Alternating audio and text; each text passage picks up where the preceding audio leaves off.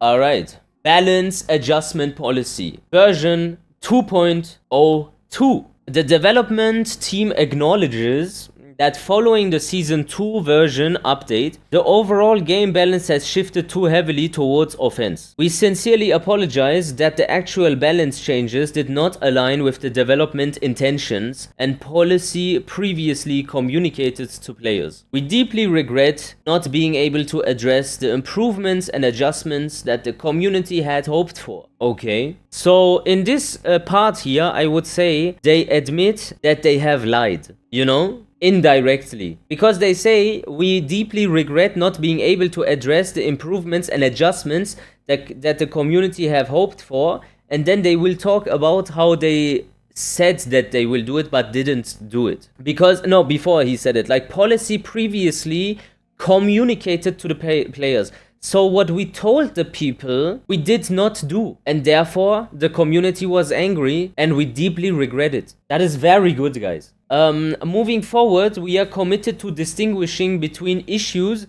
that can be addressed quickly and issues that require more time and community feedback for proper review. We will implement a step-by-step update process to improve the game experience. In this upcoming update, we will fix known issues and begin a balance review based on following policy. The patch notes version 2.02 are scheduled to be released shortly before the update around 10:30. Okay, we get the patch notes before the update. That is okay. Increase the maximum health value to help mitigate situations where the matches are decided through overly one-sided momentum. Okay, guys, take a deep breath in for those that like this, because I will have to disagree, okay? Take a deep breath, even if you disagree in the beginning, listen to the arguments, and then see if you can follow the script or not. Because this is not good. And why this is not good, I will explain. When you don't want to acknowledge in your, like they say, we acknowledge that we made mistakes, but they don't go through it with their actions because they don't revert the mistake. Instead, they leave it as it is and buff something else again. The policy in Bandai Namco currently is to fix everything with buffing something else, which doesn't work. And now I will explain. When you raise like the health value, you don't only change the outcome of the combos, you also change the moves in the neutral. And poking already got nerfed in Tekken 8. And because poking already got nerfed in Tekken 8, they will nerf it again with this patch, because how are you gonna balance a poke now when everyone has more health? Pokes will become useless somehow. Does that make sense to you? It is not a combo buff. It is a combo nerf also, but you have to understand the combo damage in Tekken 8 is so absurd that you need to give the characters now a lot more health. Not only by 20 life points, I mean like 30, 40 life points, in order to make the combos reasonable again. How the fuck are you gonna balance that when you have now 40 HP more with poking? And all the other moves in the neutral will now behave differently in the risk reward. So essentially, they are adding more mistakes and then we need to fix it again. Do you understand? They are adding more like mistakes. I don't want to be so negative. Like, I really do not know how to express it in any other shape or form, because logically it makes no sense. Aren't pokes used to disrupt the momentum of the opponent? How's the health increase debuff the poke? No, that is not the only reason why you would poke. You can also chip down the opponent through a poking style. And if the pokes have no damage, you can't do that. So essentially, what the gripe of many people was with Tekken 8 is that the focus went away from little interactions and small moves, which would make high-level Tekken in its core, and you would use small moves in order to find out where you use the big ones. Tekken 8 wants you to only use big moves, They only want you to use big moves. And this is what we don't like. Yeah, poking characters will get automatically nerfed, I would say. And mix-up heavy characters will get buffed again. Like, it is quite astonishing, but I don't know. Like, I need to read more. I cannot, but overall, this is my impression. First thing I feel and first thing I think when I hear that they buff the HP is what I just said. You know, that's it. In light of current damage environment trending towards inflation, driven by offense, heavy game balance, and increased aerial combo damage, the maximum health value will be increased. This adjustment is intended to ease situations where matches are too easily ended by one-sided momentum. Gradual adjustments to overly high rewarded moves. This update addresses the overall inflation of attack, strength, and combo damage by implementing adjustments that can be done quickly to moves that provide excessive reward. We recognize this as a game-wide issue rather than a problem limited to specific characters, and we plan to continue reviewing and tuning these aspects progressively. Okay? Examples of adjustments included in this update: balance adjustments to high performance moves that can repeatedly create advantageous situations and lead to one-sided gameplay. This is not the first time I heard this, you know, that they say this. Let's see if they really pull through this time. Rebalancing the offensive and defensive aspects of the heat system. Currently, the benefit gained by attacking player through the heat system are considered too great. The following adjustments have been made. Revised damage scaling when using heat dash to suppress combo damage inflation. This is good. It depends how they do it. You know what I think about this? Why this is good? It is because, you know, you can, like, let's talk about Kazuya's FF2. Kazuya's FF2 is two sides of the coin. The person doing it and the person defending against it. When you do it and you are on hit, you get rewarded with a satisfying combo. And it's very fun to do. But the damage output is just so high from such a strong move that it makes it volatile to play against. You could remove the launching property and only give a follow-up, CD1+2, but then you would disregard the fun about doing the combo itself. If they nerf the damage so severely that the combo is really just good to look at, not too long, and like not too long, they're not gonna change that, but at least not too damaging, then it will still at least be fun to do, and the opponent will be less infuriated if he doesn't die for it. Does that make sense? I'm trying to see it from the developing standpoint right now. I'm not trying to see it from my own eyes. I am trying to think like, okay, when you balance a game, you want to, and they also signalize that to us, they want to make it fun to play your own character by aggressiveness and like combos and things like this. Like, I get that. As if it is not too damaging, it's okay. How about launching heat engagers using up the bound instantly? Well, that could be what they have done. I don't know it. The revised damage scaling. So what you are saying they are not doing, what they are doing is they just gonna make the scaling horse shit so that the combo just doesn't do any damage, but the combo itself is not gonna change. That makes sense in the sense of it is like an emergency patch, you know? It's emergency, guys. You got to understand, this is an emergency. They just don't want you to go away, you know? They want to implement something as fast as possible and not too ambitious in order to not be able to do it, and not like unimportant that you will say it doesn't change anything. Do you understand what I mean? I'm just trying to see, okay, you have this situation, how do you implement it? And let's be honest, they can't fix this game in fucking an emergency patch anyway. Am I sounding like a shill? You're still going to blog for your fucking life for the next 60 seconds, but at least you have more health. Yeah, at least you have more health. Planted shill. Let's start with a new movement. Let's start with a new movement, man. Imagine if you were the shill all along. Maybe this is some 8D chess, and all of this is actually like I am the shill, you know? An inception in an inception.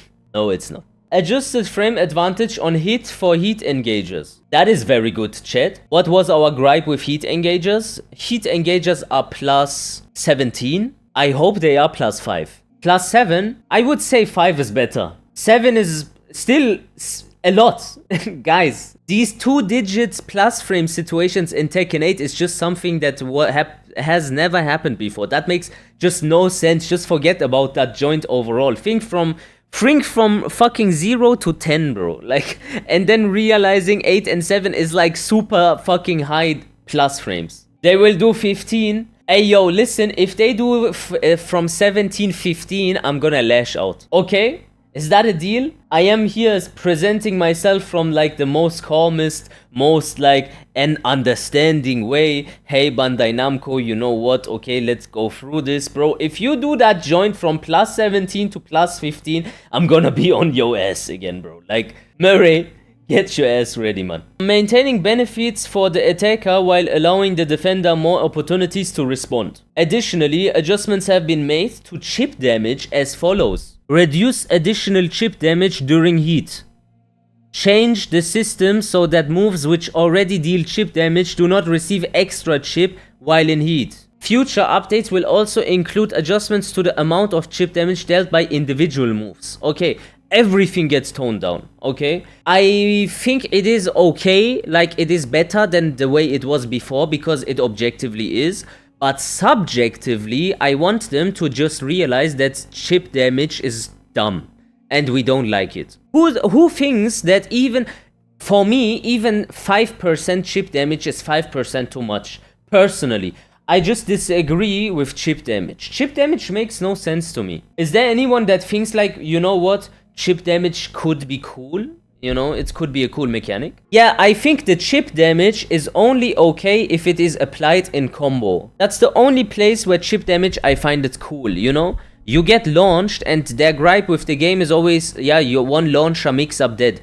But like this, at least it is chip damage from launch. And standing in the neutral, it should be real damage. This is how I see it. It just makes sense to me, logically. Why would you have chip damage in the neutral? Poking makes no sense. When you do block at the end of the round, you lose. It doesn't matter if it is fucking 5% chip damage or 10. Do you know what I mean? Sometimes you lose the round because you defended perfectly in the neutral. Why? But combo chip damage is really awesome. I always said that. Chip damage would be good only on moves with -9 on block. Well, that is good balancing. I admit what you have just proposed. I can get behind that mindset because, okay, you use a slow move, yeah, for chip damage because the slow moves are -9. So you can get jabbed out of it. And afterwards, you need to hold the mix. But you can play it smartly at the end of the round in case it is helpful to you. That makes sense, yeah. It has like a clear drawback and therefore I like it. Mayman says they should make heat so that you have to earn the bar in a round and use it next like pistol rounds. Ah, you mean like Akuma, where he would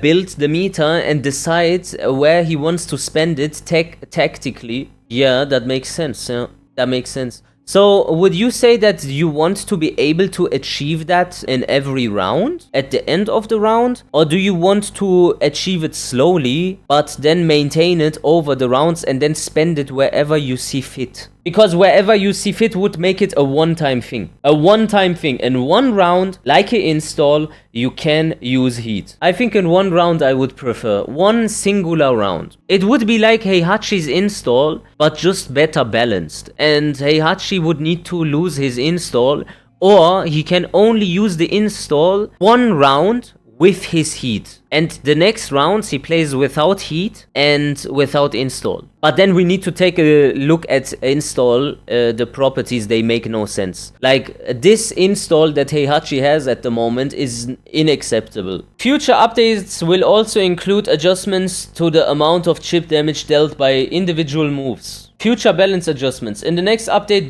planned for mid-May, adjustments will include reducing air combo damage and re-evaluating the performance of heat burst. Re-evaluating doesn't tell me how they will evaluate it. Do they think it's too weak or do they think it's too strong? Because I think it's too strong.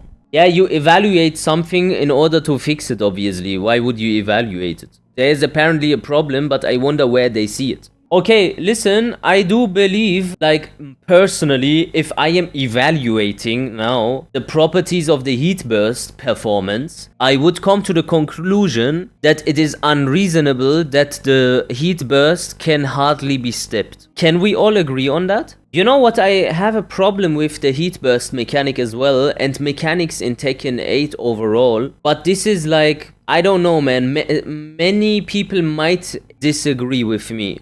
but hear me out till the end. Mechanics in Tekken 8 should be homogenized, and character individual moves should be separated so you have individuality. But you can't give individuality in systematic things. And the individuality that I'm talking about is that they make certain characters combo routes in a specific way so that the character's heat burst needs to have such a big hitbox in order to make the combo possible. Now you have the problem that this heat burst will now be used in the neutral without the combo, leading to situations where it is unfair in comparison to the opponent. His system is just stronger. Like, he uses heat burst, you use heat burst, but your heat burst has shit range and his has insane range. Like, that is just a bad game design. Why do you think Brian's heat... Everyone says Brian heat burst. I want you to understand this. Everyone says Brian's heat burst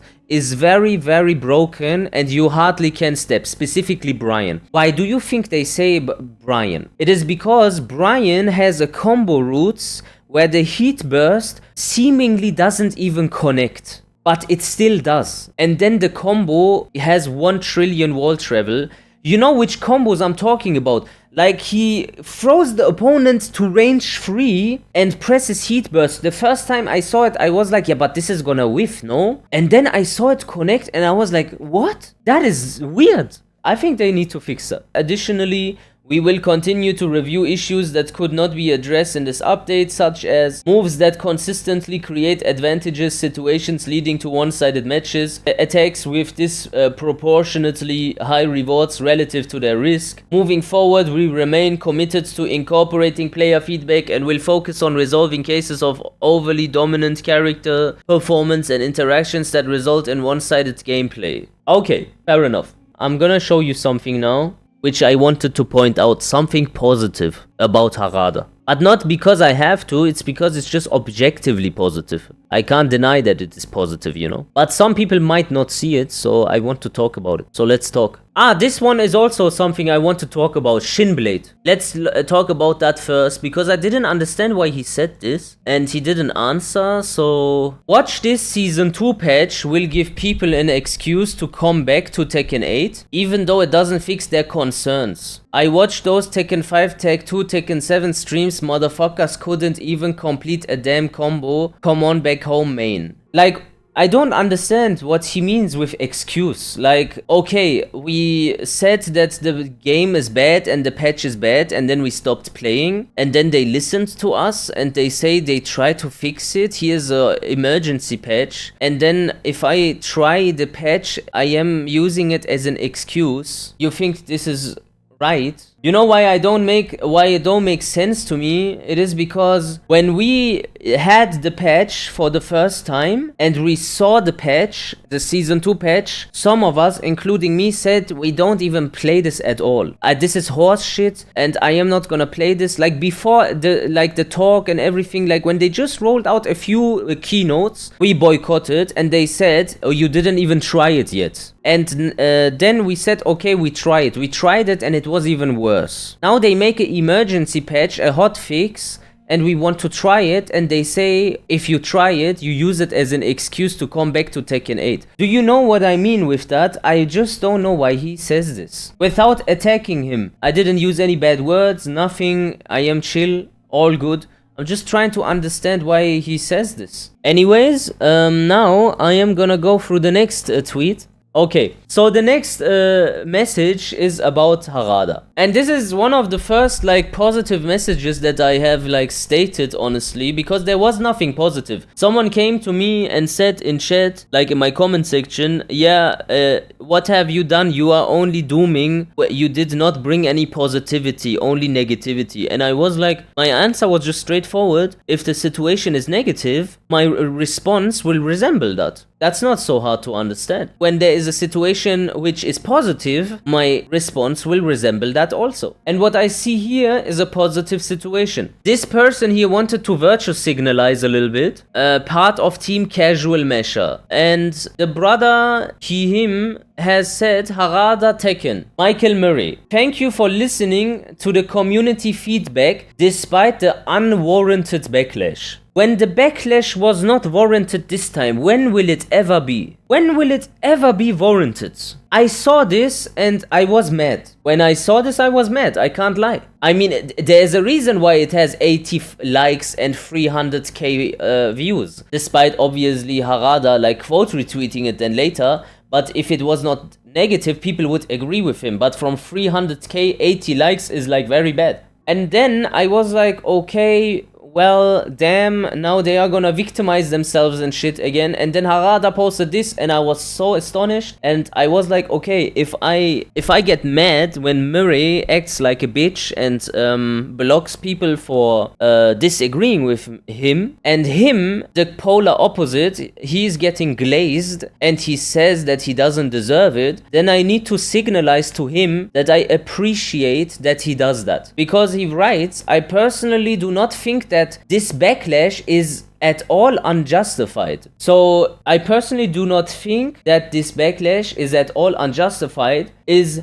denying the victim role and saying, no, they have a point, and now we will take accountability. What I love, because he says then further, I recognize that it is a natural occurrence and we have no choice but to respond by continuing to update. And this is how it should be, because the situation is negative, therefore the response will be negative, and in order to balance out the response and turn it positive again, they will make a new answer in order to see if they can shift now the vibe, which is absolutely fine. But then there is like mediators in the community that say like, hey guys, your backlash is unjustified, even though it is, because they want to virtue signalize towards Bandai Namco that they are one of the quote-unquote good guys, and they will dilute the conversation for everyone else, kind of, in an echo chamber. Because there is people that take advantage of that, like Michael Murray. They will snipe out individual tweets like this that glaze him and write then only under that comment,